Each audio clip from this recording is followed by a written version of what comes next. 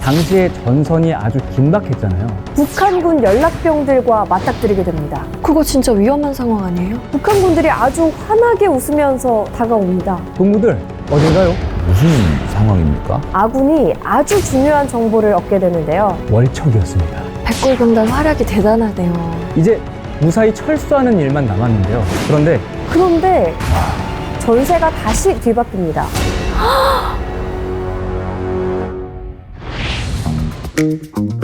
안녕하세요. 스토리텔러 이혜성입니다. 그날 군대 이야기에 오신 것을 환영합니다.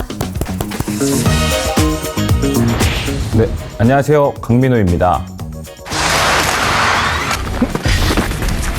강민호 대원이 가장 먼저 어느 부대도 저희를 따라올 수 없을 것 같다. 네, 반갑습니다. 민호 씨가 육군 첩보부대 출신이라는 얘기를 들었는데 뭔가 굉장히 은밀하고 비밀스러운 임무를 했을 것 같거든요. 주로 어떤 임무를 하는 곳인가요? 저는 이제 육군 첩보부대, 흔히 말하는 HID라는 곳에서 복무를 했고 거기서 전역을 했습니다. 근데 이제 거기에 대한 자세한 임무라든지 이런 사항들은 다 기밀이라서 말씀드릴 수가 없습니다. 근데 첩보부대도 군복을 입잖아요. 일반적으로 군대에서 입는 군복은 아니지만 비슷한 거를 입기는 합니다. 어떤 패턴이 들어가나요? 그런 부분들은 말씀드릴 수 없습니다. 그것도 비밀이에요? 네. 첩보부대다 보니까 훈련에 대한 모든 사항들이 보안이 중요합니다. 그러다 보니까 밖으로 누설되면 안 돼서 모든 사항이 좀 까다롭게 기밀에 붙여져 있습니다.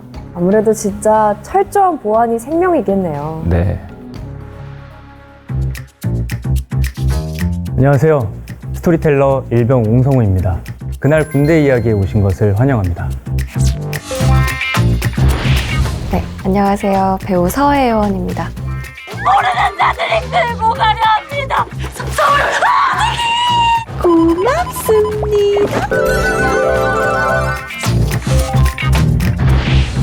혜원 씨는 2016년에 연극 배우로 데뷔해서 지금까지 여러 편의 드라마에 출연하셨는데 어떤 작품이 가장 기억에 남아요? 드라마 환혼에서 맡았던 소희 역할이요. 그 친구가 어두운 삶을 살다가 어떤 사람을 만나서 살아갈 희망을 얻는 아이인데 저한테 그 드라마가 그런 터닝 포인트 같은 순간들을 만나게 해준 작품인 것 같아요. 저도 환혼을 봤는데 혜원 씨가 처음 등장하는 장면이 아주 강렬했어요. 맡은 배역이 연기하기가 쉽지 않았을 것 같은데요. 네, 그 첫 장면 때문에 고민을 많이 했는데 눈이 안 보이게 사람들을 속여야 되는 그런 상황이었어서 많이 공부하고 또 몸에 익을 수 있도록 연습을 많이 했던 것 같아요. 그런 노력이 있었기 때문에 저를 비롯한 시청자에게 강렬한 인상을 남길 수 있었던 것 같습니다. 앞으로도 활발한 활동 기대하겠습니다. 네, 활발한 활동 해보겠습니다. 네, 오늘 또 제가 들려드릴 이야기가 민호 씨와 관련이 있거든요. 저랑 관련이 있나요? 네. 어떤 이야기 들려주실지 너무 궁금합니다. 제가 이야기를 시작하기 전에 사진을 한 장 보여드릴게요. 자, 이 사진이 어떤 사진인 것 같으세요? 노병분들이네요. 국가를 위해서 헌신하신 분들한테 감사함을 전하는 행사 아닌가요? 나이대를 추측해보면 예비군은 아니실 것 같은데 저와 관련이 있다면 과거에 첩보부대원이셨던 노병들에게 감사함을 전하는 행사일까요? 네, 놀랍게도 무려 59년 만에 열린 저녁식입니다. 59년 만에요? 어떤 일을 하신 분들이에요? 이분들은 6.25 전쟁 최초의 유격 부대인 육군본부 직할결사대 백골병단 장병들입니다. 6.25 전쟁에서 그 특수작전에 투입되셨던 그 분들인가요? 맞습니다. 6.25 전쟁 참전용사 26명은 2010년 6월 25일부로 전역을 명받았습니다. 충성! 59년 만에 저녁식이라니 어떤 기분일지 상상조차 안 되네요. 그쵸. 왜 이 백골병단 장병들은 창군 이래 가장 늦은 저녁식을 하는 걸까요? 이들에게 어떤 사연이 있었는지 지금부터 그날의 이야기를 들려드릴게요.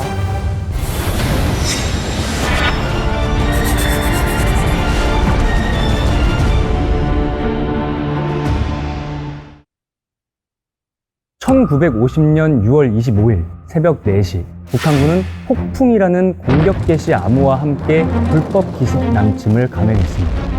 대부분의 사람들이 자고 있을 시간인데 자다가 거의 날벼락을 맞은 기분이었을 것 같네요. 북한군은 사흘 만에 수도 서울을 뺏고 한 달 만에 대한민국 국토의 90%나 점령합니다. 우리나라 국토를 거의 다 뺏겼네요. 하지만 이대로 무너질 대한민국이 아니죠. 국군과 유엔군은 낙동강 방어선 전투와 인천 상륙 작전을 통해서 서울을 수복하고 압록강까지 진출합니다. 진짜 존경스럽습니다. 뺏긴 대한민국 영토를 되찾고 북한 땅까지 점령을 한 거잖아요. 맞습니다. 그런데 1950년 11월 말부터 전세가 다시 뒤바뀝니다. 11월 말이요. 이때 무슨 일이 있었죠? 바로 30만 명이 넘는 중공군이 개입을 한 거예요.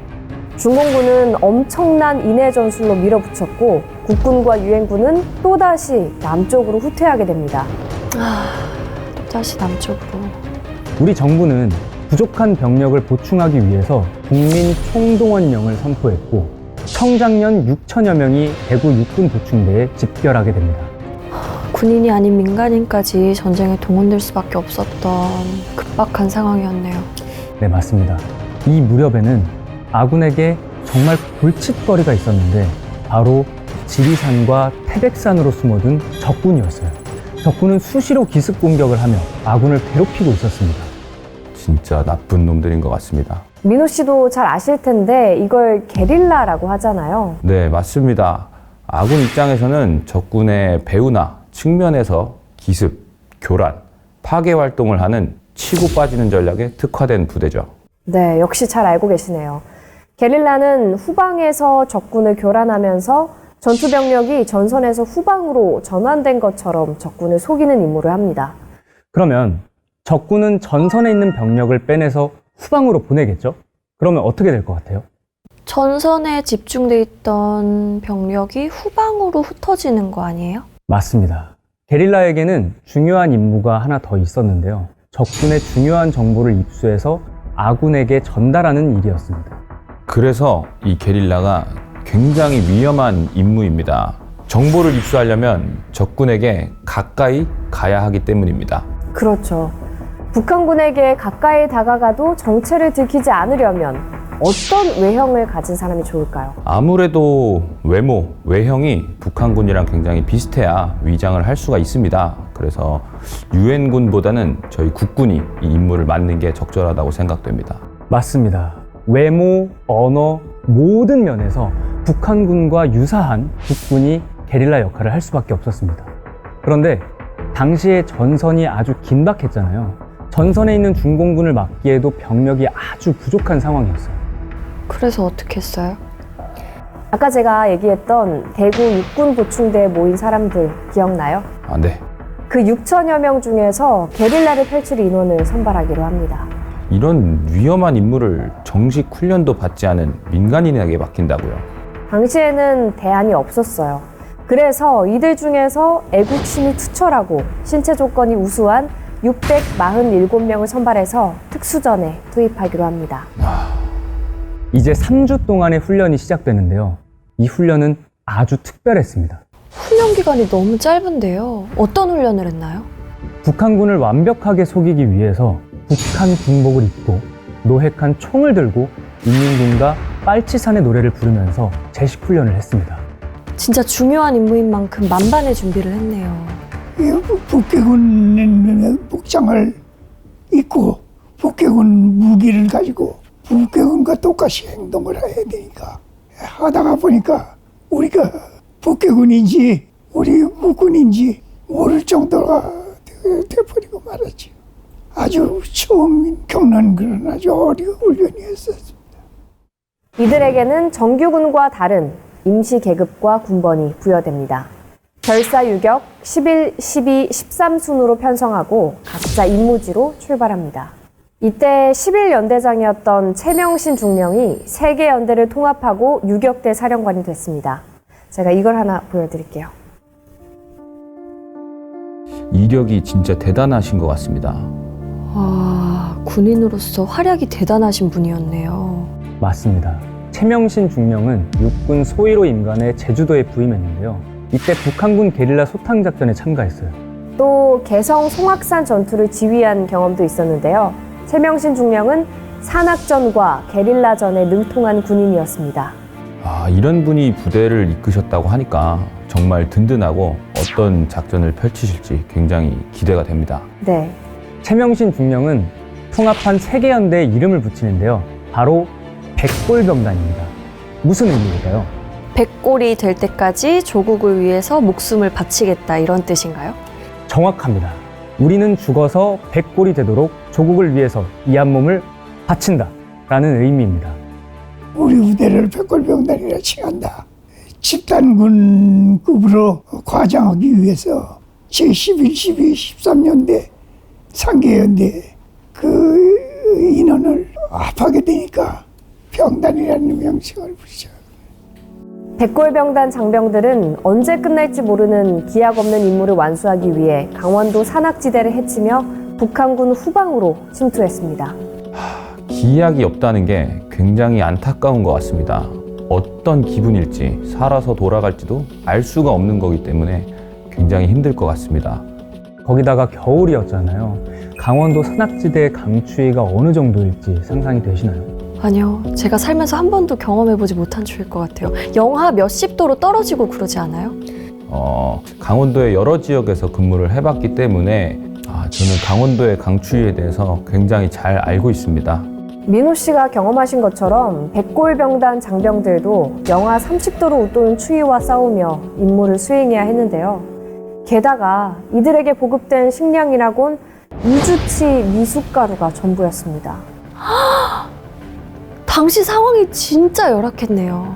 게릴라전이 진짜 체력 소모가 엄청난 건데 어떻게 미숫가루만 먹고 했는지.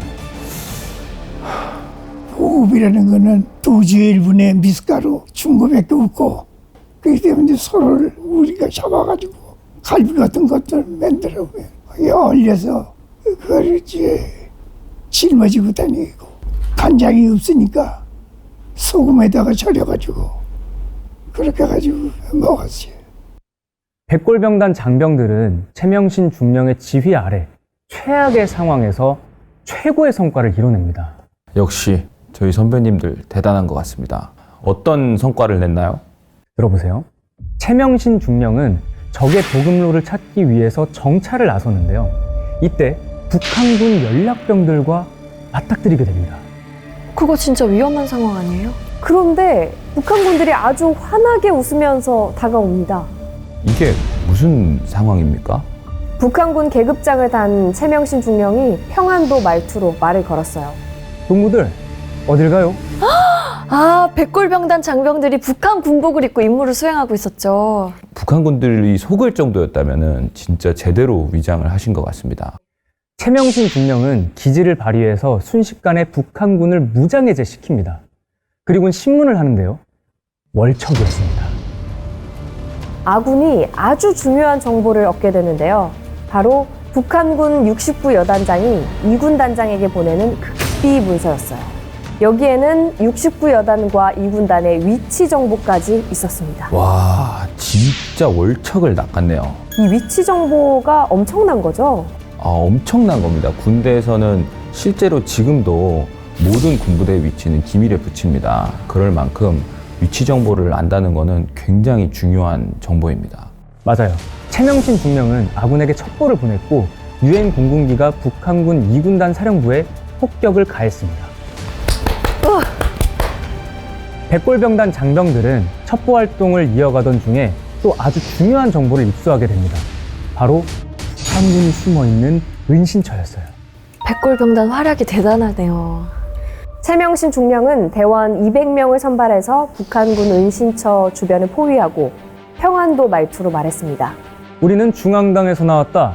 조사할 게 있으니 협조해라. 저렇게 북한 군복을 입고 북한말까지 능숙하게 하는데 안 속을 수가 없죠. 최명신 중령과 백골병단 장병들은 우르르 나오는 북한군들을 모조리 사살했습니다. 적 속으로 들어가서 적을 잡은 거잖아요. 아무나 할 수 없는 일인데. 그런데요. 북한군들이 계급장을 안 달고 있어서 어떤 인물인지 몰랐는데 조사를 해보니까 기밀성 직인이 찍힌 작전 훈련부터 국기 훈장까지 이런 특급 정보들이 쏟아져 나왔습니다.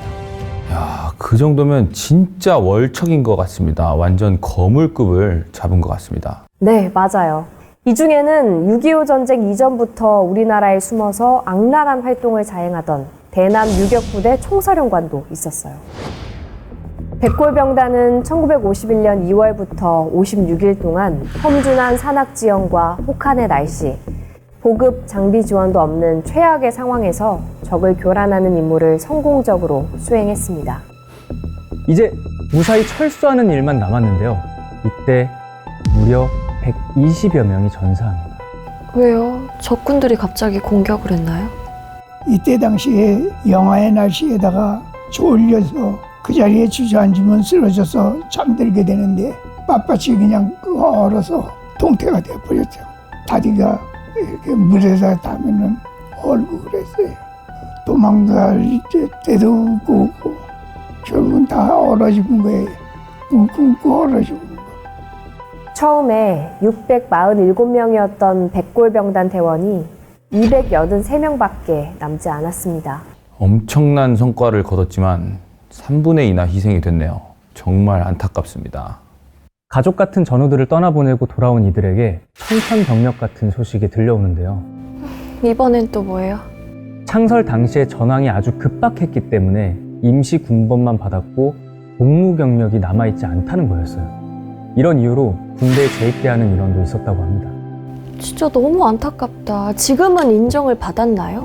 네, 53년 만에 백골병단 장병들은 임시로 부여받은 계급과 군번을 인정받았습니다. 이 배경에는 자신과 전우들의 명예를 회복하기 위해 여생을 바친 백골병단 장병들의 노력이 있었습니다. 입법을 처음에 내가 초안을 만들어가지고 국방부하고 이제 절충을 하고 하는데 그런 과정에서 국회의원들이 또 협조를 잘 안 해주니까 그래서 그 사람을 이제 찾아가서 우리 입법에 동참을 해달라 50몇 명을 확보를 했어요.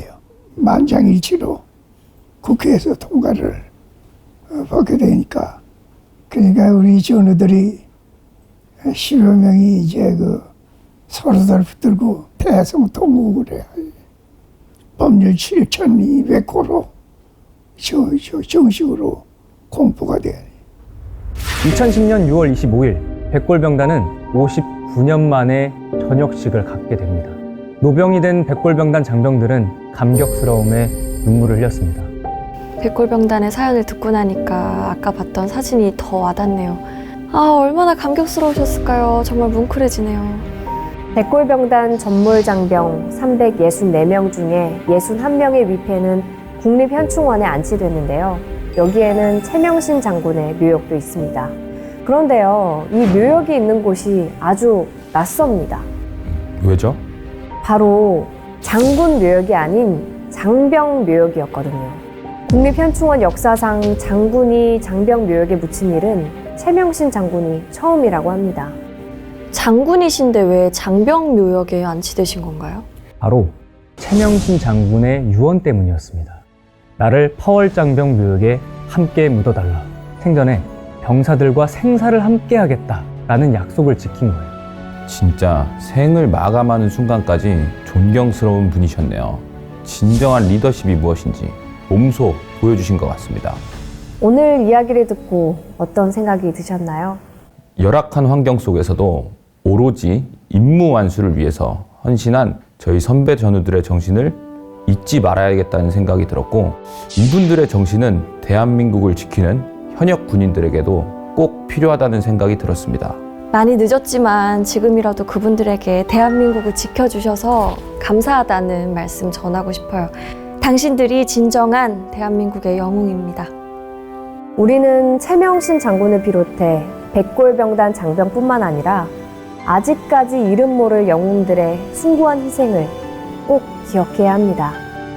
잊지 않고 마음속에 새기는 일, 남겨진 우리의 몫이 아닐까요?